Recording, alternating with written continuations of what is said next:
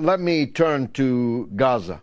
The ground invasion, albeit a pinpoint ground invasion, rather like the limited invasion of Rafah that you'll recall from last year, has begun. What's that all about in your point of view? I think the very fact that we've had 18 months of genocide, with the exception of a brief break, where even during these 2 months where we had a so-called ceasefire, on average, 3 Palestinians a day were being murdered in the Gaza Strip, and the ethnic cleansing and murder in the West Bank increased dramatically. And we also had a murder a day in Lebanon. So this was never really a ceasefire.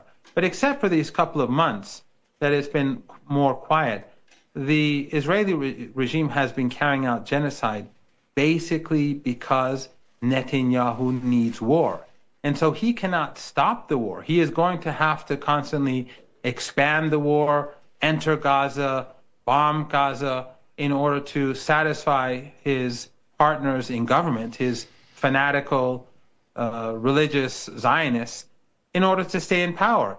And he has had success. You see the head of Shin Bet is now out. He's gotten his way. He's becoming more like the emperor of Israel. And the more secular, liberal Zionists, who are just as genocidal towards the Palestinians, they are very unhappy. And the divide in Israel and among the people who live in that regime, the divide is extraordinarily great, and some believe it can become deadly. So he needs to keep pushing.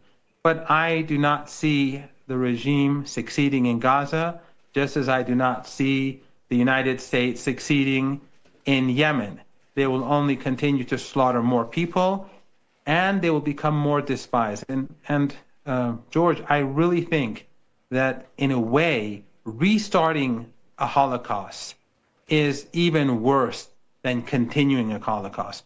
For well over a year, people like yourself and others have been active to create awareness. But after a period of time, after months of seeing dead children and beheaded babies, it becomes normalized.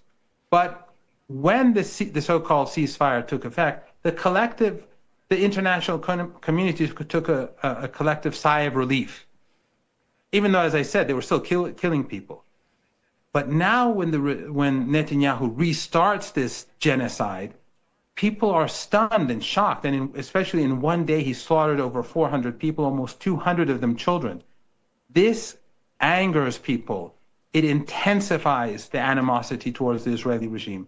This, I think, is a huge mistake. It is evil, utterly evil, but it is also extremely damaging for the regime. I continue to believe that the Israeli regime is in its final stage of existence. I'm not saying it's going to end tomorrow or next week or next month or next year, but it has been exposed to the world for what it is, and those powers that lie behind it have been discredited, and they continue to decline in power. These are dark days, but I believe that in the future we will see light at the end of the tunnel.